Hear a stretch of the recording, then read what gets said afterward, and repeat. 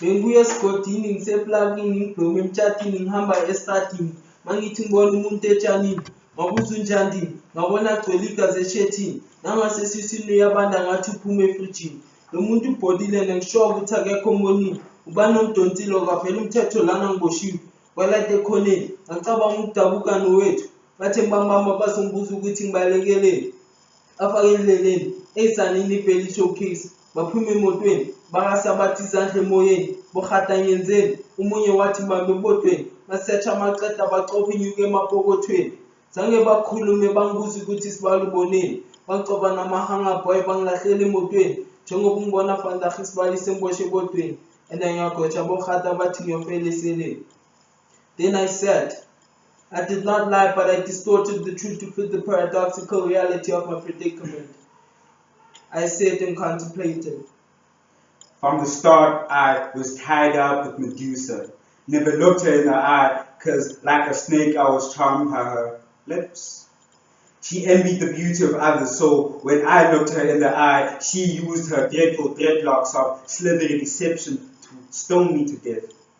Only release on condition of asthma.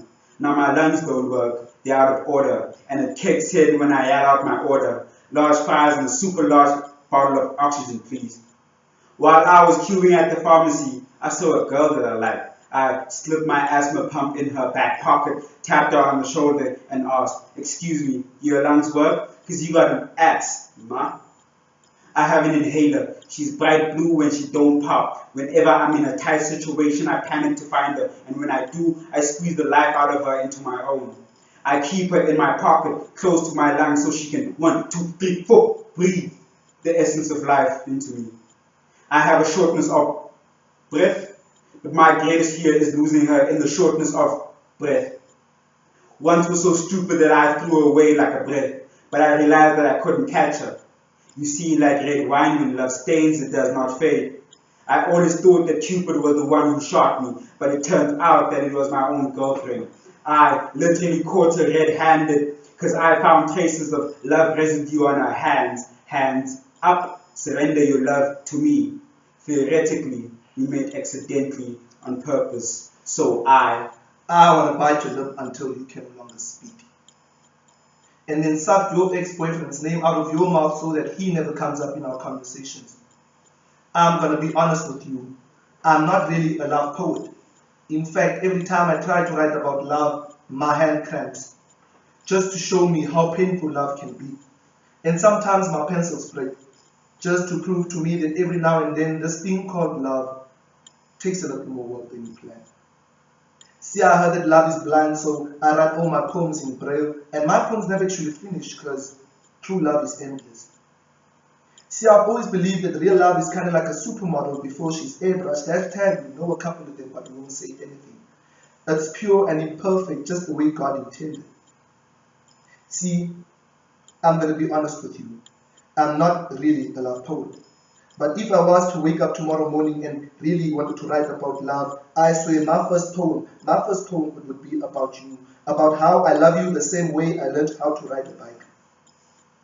Scared, but reckless, with no training wheels or elbow pads so that my scars can tell the story of how I felt for you.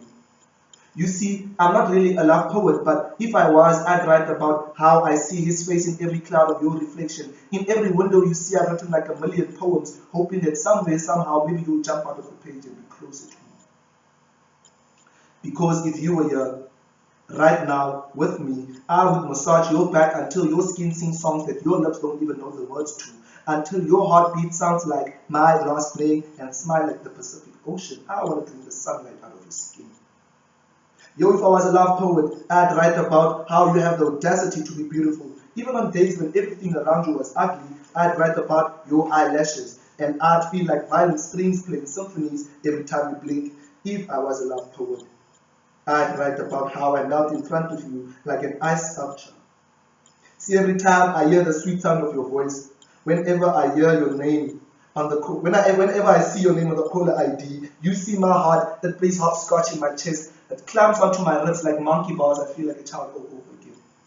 I know it sounds strange, but every now and then I pray that God somehow turns you back into one of my ribs, just so that I would never have to spend an entire day without you. But I swear I'm not a love poet.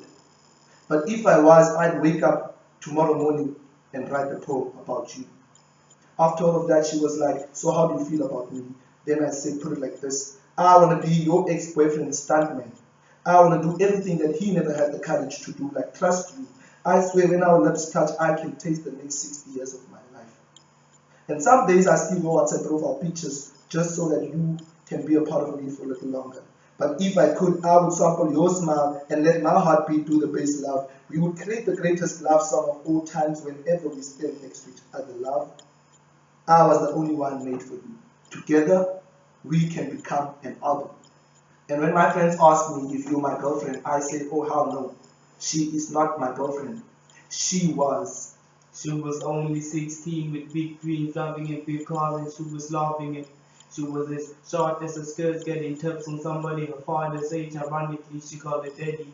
But love and lost her hated the moment of romance and gave birth to teenage pregnancy. For he has planted the seed that grows within her vessel. It was too much for her to bear it. She started saying things in a different view, regretting every second of her life till her emotions triggered suicidal thoughts. She never spoke but invested the pain, ran away from home to live on the streets as she begs every second stranger just to feed with lies within her home. Now only she realizes the sad reality she's living. The baby's father was gone, nowhere to be seen like the invisible man, for he has moved out of town.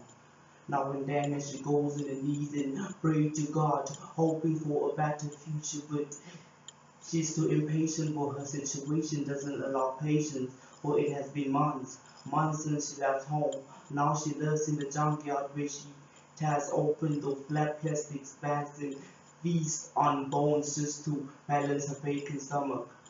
Every night at midnight her eyes will be wide open as she looks deep into the skies, singing hymns that her mother taught her at the age of 5 before she left to heaven. One day she woke up with the intentions of visiting a clinic for abortion, only to find out she had 5 days left and she was infected with the virus. Those words tore her apart and she ended up hanging on a tree, swinging from left to right like a pendulum, for it was the end of her time.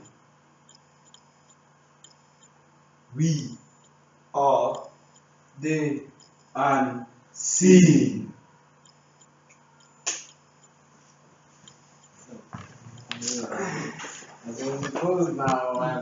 Yeah, nyaka. Lagu